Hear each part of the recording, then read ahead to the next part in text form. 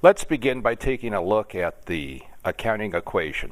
Some of you may have encountered this, and when accountants talk about it, it can be very, very complicated. But here it is. Essentially, what equals who? Now you may think, geez, that seems very, very simple. The world is filled with stuff. And we want to know who is involved with that stuff. Accountants have a fancy word for stuff. It is assets.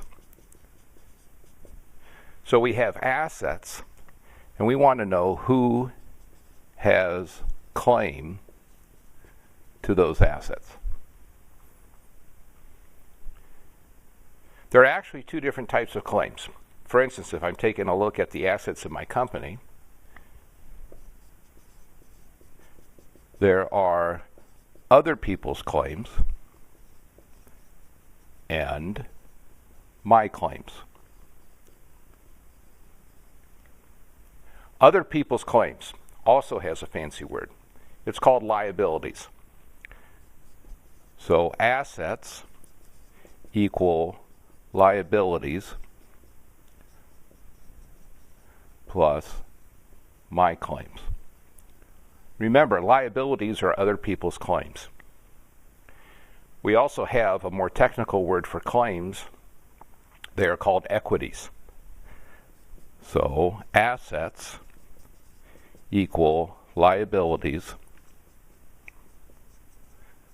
plus I'll call myself the owner's equity. For some of you, that might sound familiar. That is the formal accounting equation.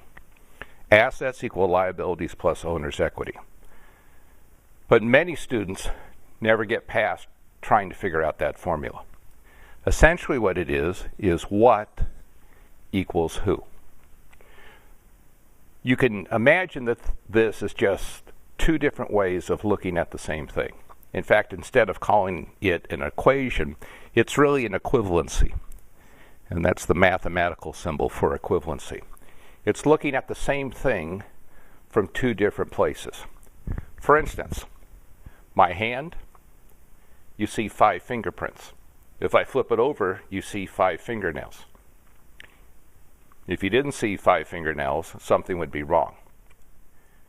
It is simply looking at the same thing, but from a different viewpoint.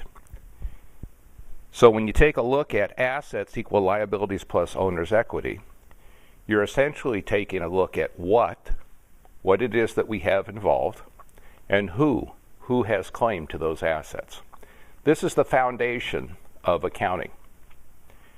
And I hope that I have made it easy for you to understand what it is about by taking a look at what equals who.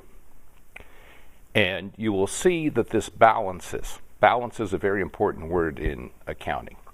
For instance, if I show you 5 fingerprints and then 5 fingernails, if it were 5 fingerprints and 3 fingernails, we would know that something was wrong. So we are always in balance. It's always physically true that we are in balance because we're taking a look at what and who.